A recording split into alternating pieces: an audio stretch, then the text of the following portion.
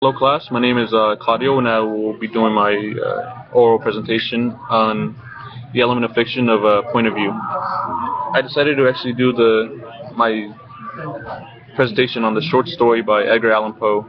The short story is The Cask of Amontillado. Sorry if I butchered that. So a quick backstory on Edgar Allan Poe. He was actually a very famous writer during the 1840s. He was most popular for his two styles of writing. One of which was more of an intellectual reasoning kind of short stories. The other, which he was most famous for, was the sort of gothic, dark stories, which is actually what the Cask of Amontillado is actually on. So now, for the point of view. The point of view actually falls into two separate categories as well. Third person, which is sort of a all-knowing narrator which tells a story. And this can actually be differently told if it's a limited omniscient, in which the narrator can only see into a limited amount of people's minds, and as well as objective, in which the narrator has no clue what people are thinking and therefore just telling the story how it is. The other one, first person, is actually classified by the use of the word I, so you can tell that the narrator is actually as part of the story, and the narrator is usually a main character or even a minor character.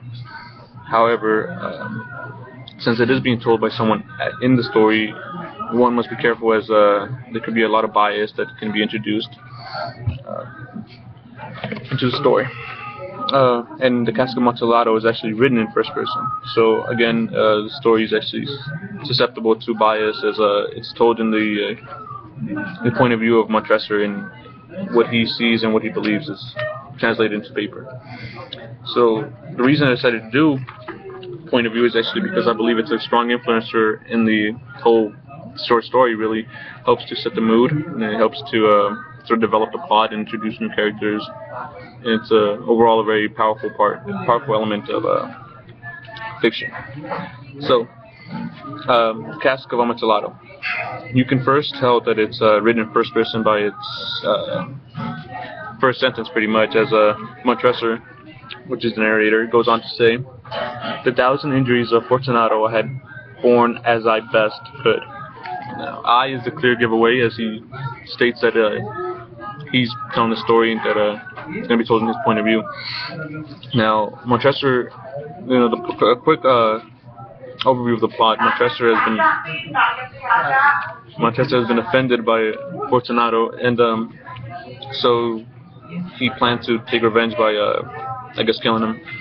And not much is told about what he has done to him or how he plans to actually go about killing him. So it leaves the reader in mystery, I guess.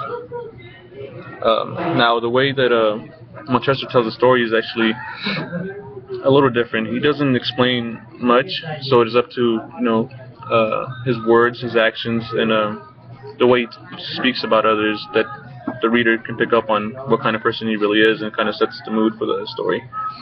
For the most part, Montresor just speaks about the actions that he's performing, and Fortunato's responses to it.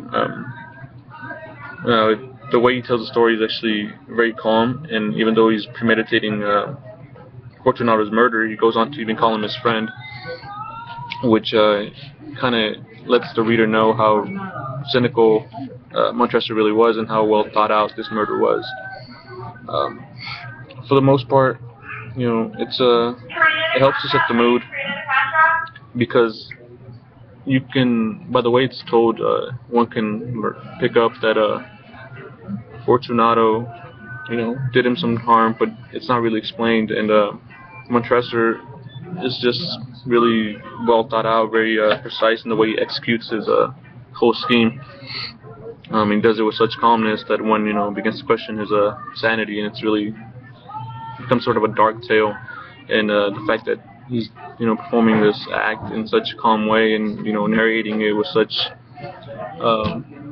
calm and disregard for pretty much murder, it sort of sets the mood for the story to be a very dark one. It's very powerful element in fiction, I believe, and it's a clear example here where Fortunato, you know, is pretty much murdered, and Montresor just goes about speaking it as clearly as if we were just having a normal conversation, and it really sets the mood of the story, sets it as a sort of a dark, twisted insight into a madman's mind. And well, that concludes my presentation.